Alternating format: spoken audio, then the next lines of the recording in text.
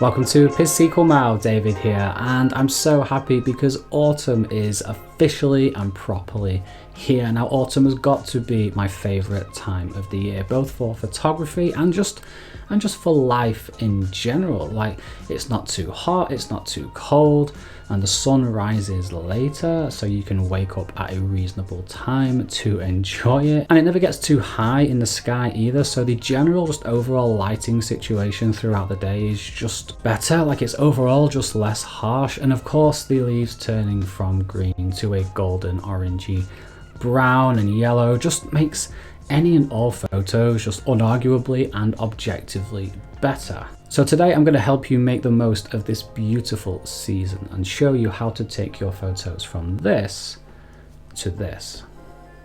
All of these photos were edited using my Lightroom preset Bushden, and I'm going to take you through it step by step and recreate it from scratch so you can save it for yourself. The preset is called Bushden because it was created in the heart of Romania in a small mountain town called Bushden. And I'm so excited to tell you before I begin that Bushden is not alone. It's actually part of my very first Lightroom preset pack, imaginatively titled Pisic Pack. What is it called? Imaginatively titled Pisic Pack 1 Awesome Autumn 2020. Yeah, it's a bit of a mouthful, but it tells you everything you need to know about the preset pack. The pack contains 10 presets that I personally use and have been designed specifically to work with the various different scenes and situations that you find in autumn.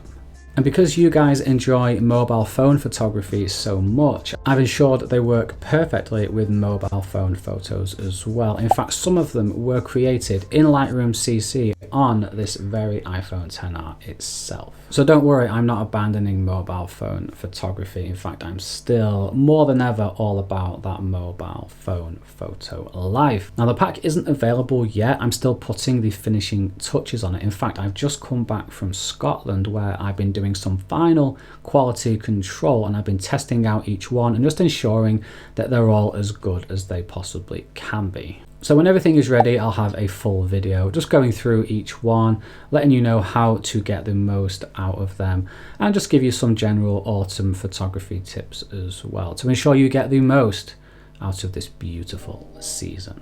So let's jump into Lightroom and start editing. Now this is the latest version of Lightroom at the time of recording, version 9.4. And just so you know that if you don't have the latest version, then some things may look and work differently for you. So the very first thing I want to do is I want to crop out these really harsh vignettes caused by my polarizing filter, or more precisely, my misuse of the polarizing filter. And I want to enable profile corrections as well. Next, I want to adjust the tone curve, as this is the basis for my editing. Now, I've mentioned in previous editing videos just how powerful the tone curve is, and you're really going to see that today. And if you're unfamiliar with the tone curve, I do have another video that goes into the basics of it, linked on the screen now. So if you're not on the latest version of Lightroom, then the tone curve might be one of those things that looks quite different for you. And we're going to start by making a 5-point curve by clicking here and here. Next, we're going to fade both the blacks and the whites so you can see the effect that has on the image already.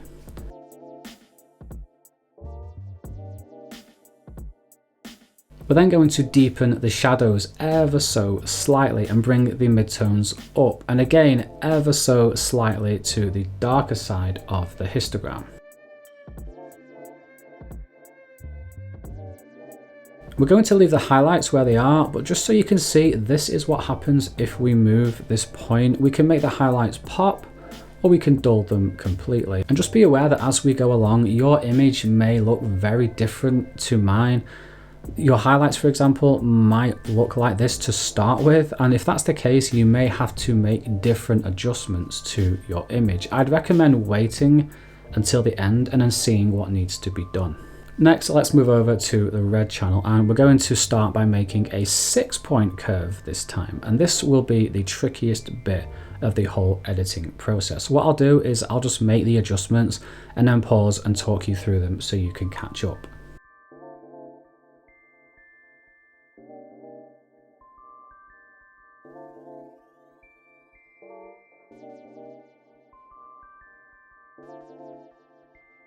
So you can see by bringing these points down, we've taken the reds out of the shadows and the midtones, while this point subtly increases them in the highlights.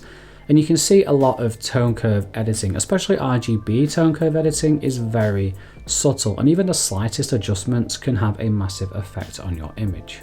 So after you've finished the red channel, right click the curve and choose the amazingly helpful copy channel settings.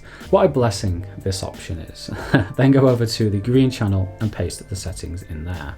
The green channel is slightly different though. I'm going to move the point in the middle of the shadows closer to the blacks ever so slightly, just to not make things too easy for you.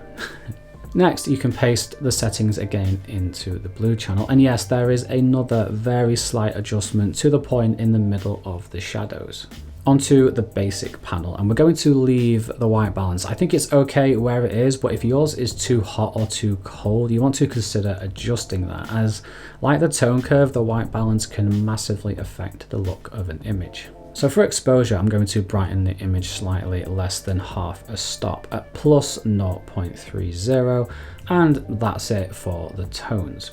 Now in presence, I'm going to increase the clarity to plus 11, just to add a little bit more pop to the fine details in the midtones, like in the grass. And I'm going to reduce the saturation slightly to -16.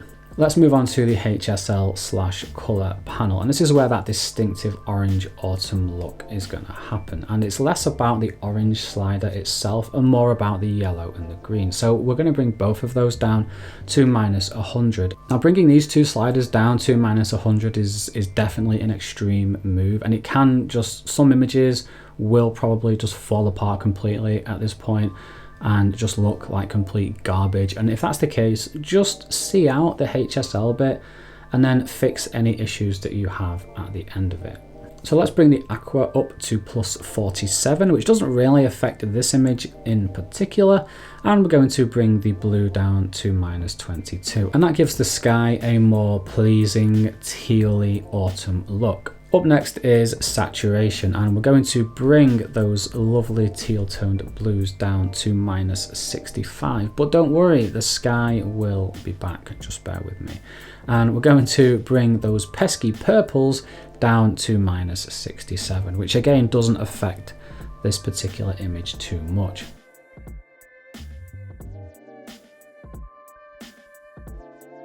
Finally, onto the luminance panel, and we're going to target those lovely blues again by bringing the luminance down to -21.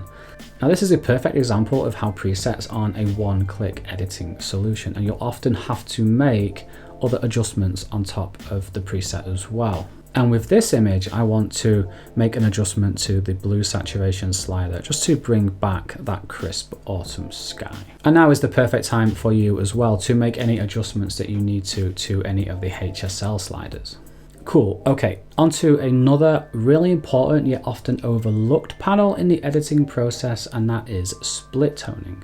We're going to bring the highlight saturation slider up to 10, and then if you hold down the Alt Option key on your keyboard and drag the slider, you can see which colors will be introduced in the highlights. If I let go of the Alt Option key, you'll see just how subtle this effect is, because if you look at my histogram, the image isn't particularly highlight heavy. It's a lot more shadow heavy. Again, your image might be different. You can take a look at your histogram to see exactly what's going on. And if you're not familiar with how to read a histogram, then that video that I linked to before has all the information you need to know to get yourself started. So let's move over to the shadows and increase the saturation to 12. And now when I adjust the hue, you can see how the look of the image changes. Now I'm fortunate that this image seems to look great no matter where I leave this slider, but I'm just going to follow what the Brush Den preset says, and I'm going to leave it at 236. And that is pretty much it. There's no sharpening to do, there's no camera calibration.